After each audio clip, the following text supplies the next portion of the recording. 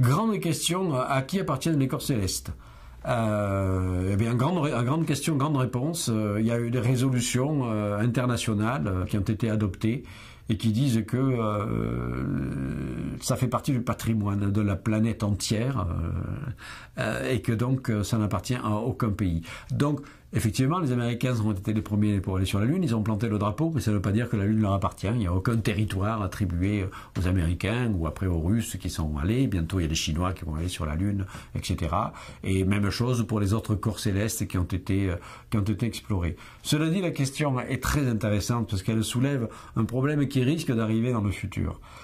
C'est pas la Lune, c'est pas Mars, ces choses-là, ce sont les astéroïdes.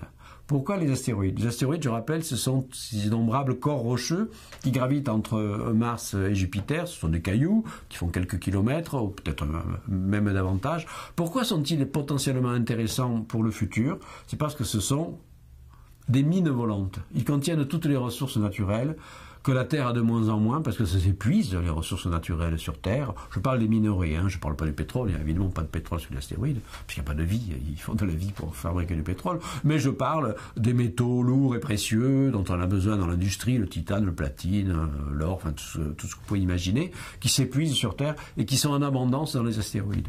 Donc, dans un futur pas si lointain, moins d'un siècle, on a réellement commencé à envisager d'aller exploiter de façon industrielle les astéroïdes pour aller y chercher ces matériaux. Et là va sans doute se poser la question, même s'il y a des conventions internationales disant tous ces astéroïdes, ils n'appartiennent à aucun pays, il faudra vraiment voir après dans les faits les premiers pays ou le premier groupe de pays qui auront investi quelques milliards de dollars ou d'euros pour faire une mission importante pour aller récolter des échantillons d'astéroïdes et les ramener sur Terre.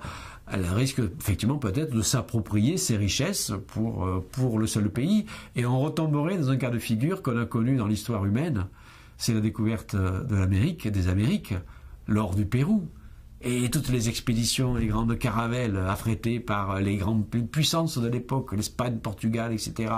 Ils sont allés chercher l'or, donc ils ont cherché les métaux précieux, les ont ramenés. Eh bien, c'était pas le patrimoine malheureusement de l'humanité de l'époque, ça a été devenu le patrimoine des pays qui ont financé ces expéditions.